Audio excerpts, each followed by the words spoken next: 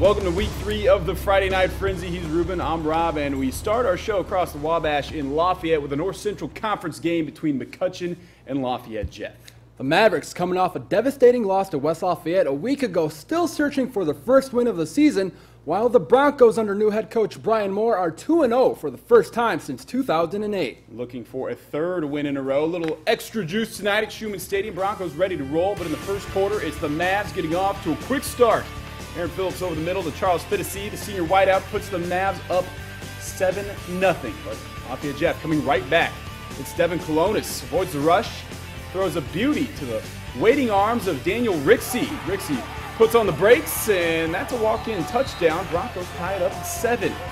Colonis to Rixey connection, not finished this time.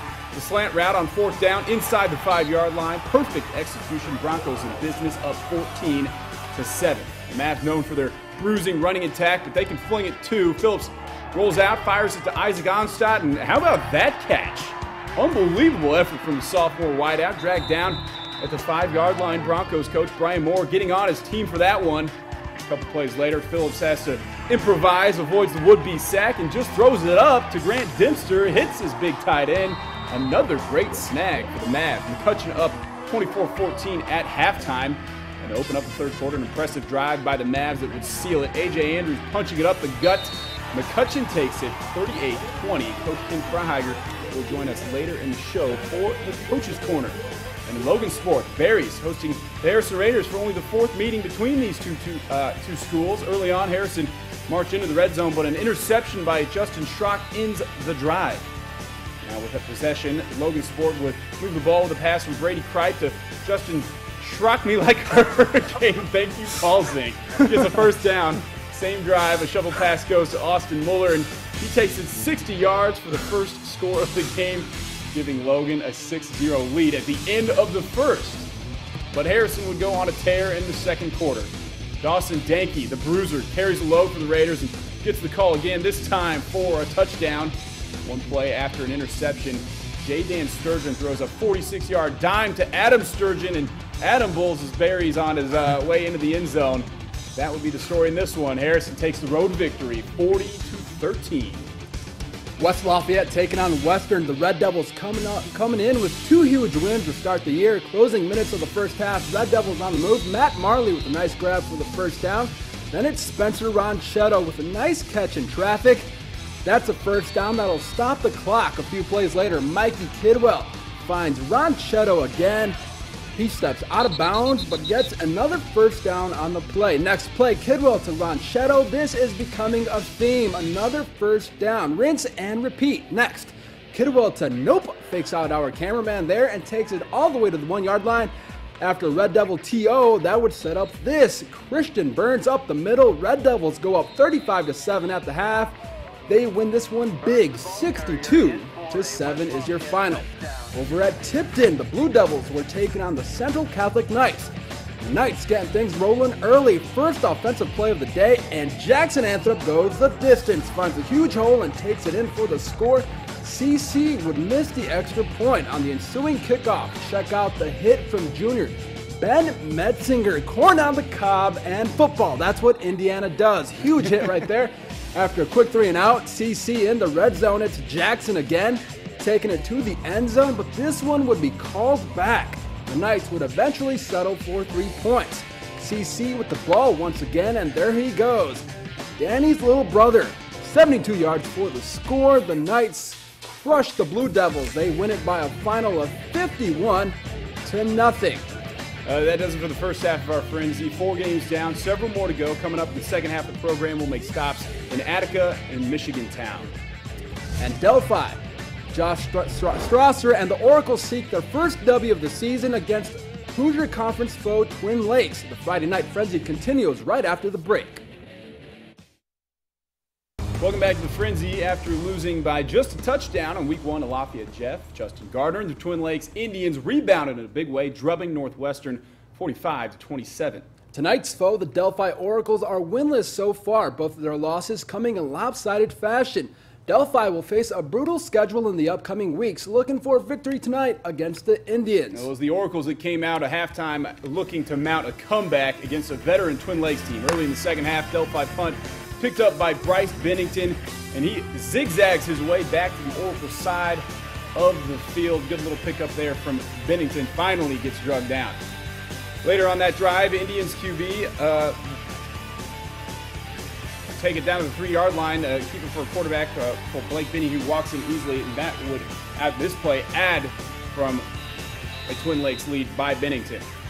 Now trying to make something happen is Ty Watson takes the handoff, fights his way to a first down, and more with a face mask call on the play. Watson played well on both sides of the ball, but that ground would be lost on a sack by bad Trevor Brown, the baddest linebacker in the whole, you guessed it, the whole dang town. Same possession, Bennington finds Ryan again, who sets up the Indians in the red zone once again just before the fourth quarter. And in the fourth, Bennington scrambles but is sacked for a loss by Will Schwindler, and Bennington is put on, not going with that one, Paul. And finally, everything was going Twin Lakes' way when a 30-yard field goal attempt by Ryan Hibbets bounces off the crossbar and goes over.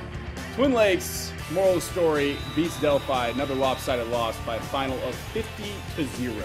We head over to a soggy Red Rambler bleacher section where Attica was hosting the Seeger Patriots. Pats with the ball. Clint Massey finds an opening in the sea of red and turns on the Jets. He gets 20 yards before he gets pulled out of bounds. QB Bennett Sprague seems to get swallowed by the Rambler defense, but somehow he gets the ball in the air. The Pats keep their hands on it for a huge completion. First and goal, Devin Harris gets the quick handoff and runs over the line like the defender wasn't even there. Patriots tied up at 6 apiece. The Ramblers got to protect the house, and they do. Christian Blackburn hauls in the pass. Blackburn wobbles but keeps his footing. He cuts inside and picks up 40 yards on the play. Next possession, Owen Smith with the Y, gets the handoff, and there's an opening. He breaks it straight up the center of the field. Austin Durham offering a huge block, and Smith, he's gone. Attica up 20-6 at that point. The game was suspended and will resume tomorrow morning at 10 in the morning. Let's go over to Michigan Town. A little bit of a delay tonight as well, where Clinton Central Bulldogs hosting the Clinton Prairie Gophers. Gophers QB Case Joseph drops back, takes a deep pass down the field, even losing our photographer on the play. It's okay though, it happens. Next with wideout Trevor Reese for the touchdown, putting the Gophers up. A few drives later, Joseph with the handoff to Sam Schuveld, who gets schooled by lineman Jordan Clark and company in the backfield. The Gophers get shut out and punt away to Joe Douglas, who steps away from a defender, spins away from another defender, and he is finally going to be brought down after a good effort, I should say. On the Gophers' next drive, Joseph steps back and looks to connect with Cade Selke, makes a sliding grab. He's hit by Keenan Orr, or is he hit with an Orr? Clinton Prairie Gophers defeat the Bulldogs 24-8. We had a couple more games lined up tonight on the Frenzy, but unfortunately they were postponed due to bad weather. Over in Benton County, the Bison will take on Northwestern tomorrow night at 7 p.m. And in Montgomery County, North Montgomery and South Mont will battle for bragging rights at 10 o'clock in the morning. That's all of our games for the Friday Night Frenzy tonight. When we come back, Ken Fryer of McCutcheon joins us in the Coach's Corner. The Mavericks pick up their first win of the season. We'll break down the team's W with Coach when we come back.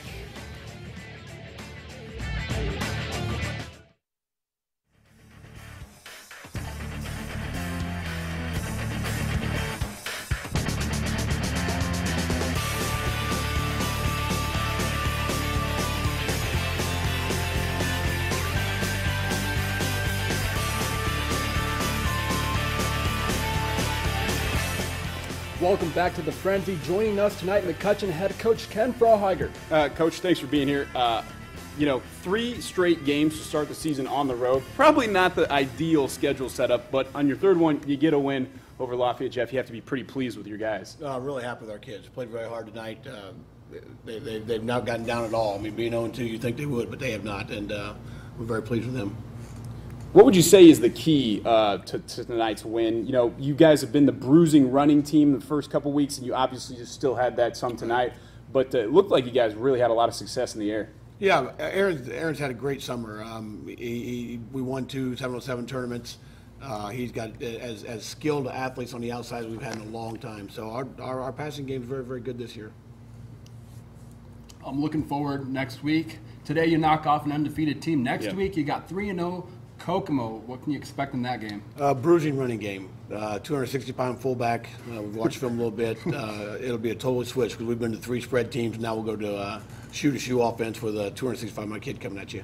You kind of like those games because you've played a couple weeks now in a row of teams that like to spread it out, like you said, but that is kind of your identity. So what's it like when you face another team that has a similar identity like that? I think our kids will be excited about it. I Yeah. really do. I mean, it'll be a different thing for us because for 3 weeks now we've been going to get spread stuff. So we're very excited about next week. And I mean, we're obviously here to talk about your team, but we were talking about a little bit. That's an improved Lafayette Jeff team. I think that they should be pretty excited about what they have going on over there. Certainly, kids play much harder. I mean, we're very impressed with what Jeff did tonight. Obviously, you have Kokomo next. That's a conference game.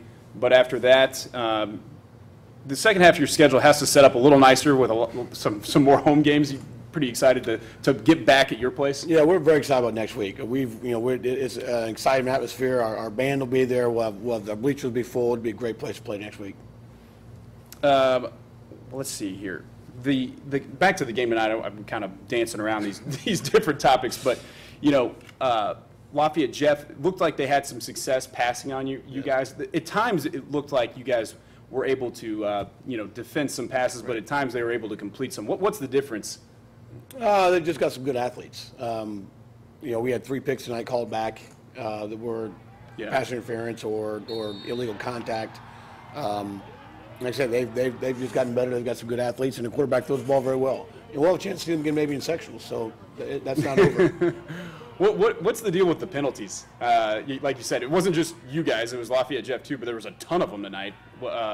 Is it something that you just look at the film and some of those you toss out the window, and some of them you take, I guess take with a grain of salt. They're not all big deals. Certainly the offsides penalty, things like that are because we're not thinking are things we worry about. But when we get pass interference calls, I mean, our kids are playing hard, and that's the way it's supposed to be. Hey man, it was a good game tonight. It was a really good game last week. I know you guys would have liked to have started out better than 1 and 2, but obviously the bulk of your schedule's in front of you. Congratulations on a good win tonight, and best of luck next week. Big game against Kokomo. Make sure to check out our website WLFI.com and click on the sports tab for all the highlights from tonight's 3rd week of high school football action. Have a great night and see you next week.